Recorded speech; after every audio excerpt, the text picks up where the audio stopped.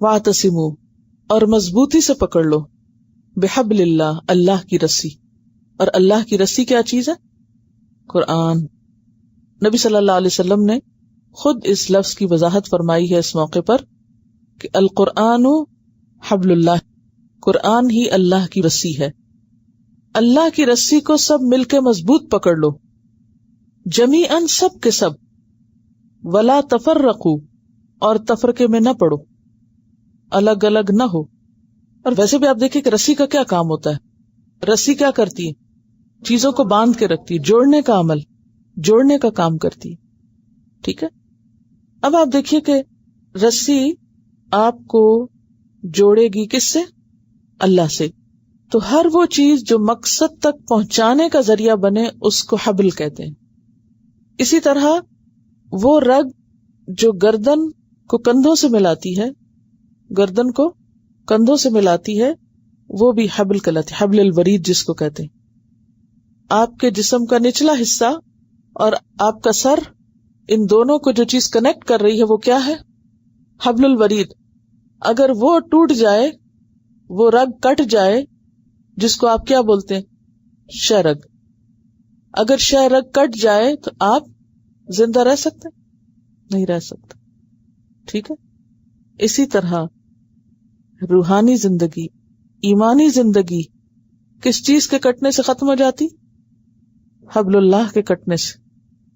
اگر سارے سہارے بھی کٹ جائیں اور اللہ کا سہارا انسان کے ساتھ ہو، اللہ سے مضبوط تعلق ہو، قرآن سے مضبوط تعلق ہو، تو پھر کوئی چیز انشاءاللہ نقصان نہیں دیتی. ہماری جو ایمان کی زندگی ہے وہ کس کے ساتھ ہے؟ قرآن کے ساتھ ہے، یعنی اللہ ہی کے ساتھ ہے نا. تو اللہ اور ہمارے درمیان کون سی چیز ہے جو کنیکشن بنی ہوئی ہے؟ قرآن. ہم اللہ تعالیٰ کو دیکھ نہیں سکتے، اللہ سے بات نہیں کر سکتے، لیکن اللہ تعالیٰ ہم سے بات کرتا ہے. اور اللہ تعالیٰ نے یہ کتاب ایک رسی یا ایک کنیکشن کی طرح ہمارے اور اپنے درمیان رکھی. تو جو شخص اللہ سے تعلق مضبوط کرنا چاہتا ہے وہ کس چیز سے تعلق مضبوط کر لے؟ قرآن سے، اس کتاب سے. اور اگر اس سے تعلق کٹ گیا اور باقی ہر ایک سے تعلق ہے تو آپ اس سیدھے رستے پہ قائم نہیں رہ سکتے. اس لیے کچھ جائے ہاتھ سے کتاب نہ جائے مرتے دم تک. چلیے، تو حبل کیا ہے؟ رسی، وہ چیز جو بندے کو اللہ سے جوڑے، یعنی قرآن. تو مسلمانوں کو بھی آپس میں جوڑنے کی چیز کیا ہے؟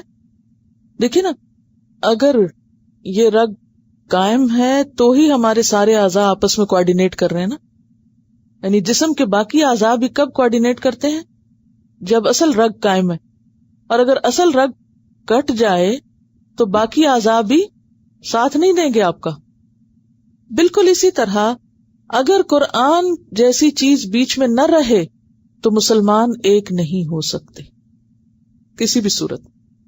آج مسلمانوں کے درمیان جو تفرقہ بازی ہے، گروہ بندیاں ہیں، اس کی بنیادی وجہ یہی ہے کہ وہ قرآن کے ساتھ نہیں جڑے ہوئے اور قرآن کی بنیاد پر نہیں، اس کے پیچھے اور مقاصد بیچ میں شامل ہو گئے اسلام کے نام پر. تو اصل نسخہ یہی ہے. ولا تفرقوا، اور تفرقے میں نہ پڑنا. تفرقوا کا لفظ کس سے؟ فیر قاف سے، فرق.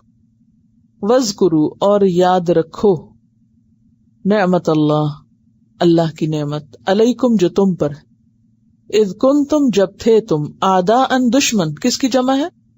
عدو کی. عدو مبین پیچھے پڑ چکے. فالف، تو اس نے الفت ڈال دی، الف لام فے، الفا یا الفو، تو اس نے الفت ڈال دی یعنی محبت ڈال دی، بین قلوبکم، درمیان تمہارے دلوں کے. فاصبحتم، تو ہو گئے تم. اصبح کا ویسے تو روٹ ہے سواد بے ہے، صبح. صبح کے وقت کوئی کام ہو تو اس کو اصبح کہتے ہیں، شام کے وقت ہو تو امسا کہتے ہیں. لیکن یہاں عام معنی میں مراد ہے ہو گئے، ہونا، کسی کام کا ہو جانا. اصبحتم، ہو گئے تم سب، بنعمتی ہی، اس کی نعمت کے ساتھ. تو نعمت یہاں کیا چیز ہے؟ اسلام. وَاذْكُرُوا نعمت اللہ علیکم، یاد کرو اللہ کی وہ نعمت یعنی اسلام کی نعمت. میں نے اس کو اسلام کیوں کہا؟ اس کی کیا دلیل ہے؟ الیوم اکملت لکم دینکم واتممت علیکم نعمتی. قرآن میں نعمت کا لفظ جو ہے وہ اسلام ہی کے لیے ہے. یاد کرو اللہ کی نعمت یعنی نعمت اسلام جو تم پر ہوئی جب تم سب دشمن تھے، اس نے تمہارے دلوں میں محبت ڈال دی. فاصبحتم تو ہو گئے تم بنعمتہ اس نعمت اسلام کی وجہ سے اخوانا بھائی بھائی، ایک فیملی، ایک برادری. وکنتم اور تھے تم علی شفا اوپر کنارے کے. شفا کہتے ہیں کنارے کو، کسی بھی چیز کا کنارہ. بعض لوگ شفا کو بھی شفا کہتے ہیں. ٹھیک ہے، شفا کیا ہوتی ہے؟ شفا یاب ہونا، صحت مند ہونا. اور شفا ہوتا ہے کنارہ. تم کنارے پر کھڑے تھے. اچھا، شفتن ہونٹ کو بھی کہتے ہیں. ہونٹ بھی کیا ہے؟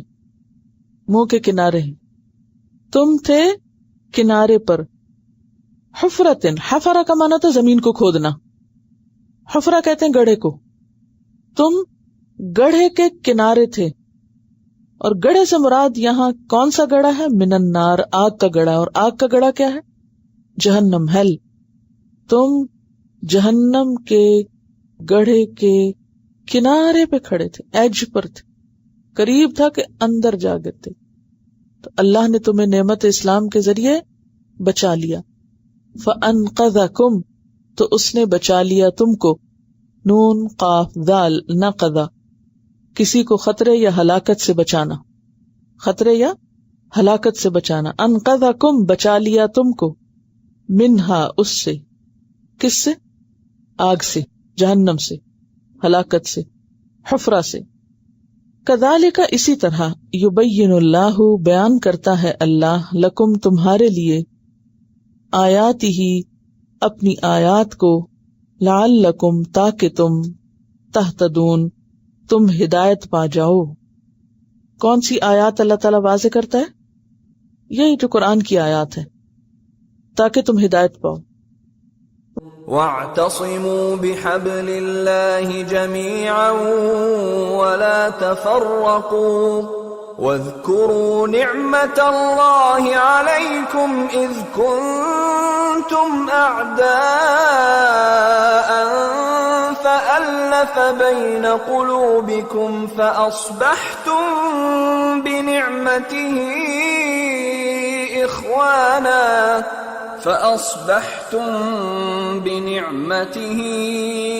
إِخْوَانًا وَكُنْتُمْ عَلَى شَفَا حُفْرَةٍ مِّنَ النَّارِ فَأَنْقَذَكُمْ مِنْهَا كَذَلِكَ يُبَيِّنُ اللَّهُ لَكُمْ آيَاتِهِ لَعَلَّكُمْ تَهْتَدُونَ.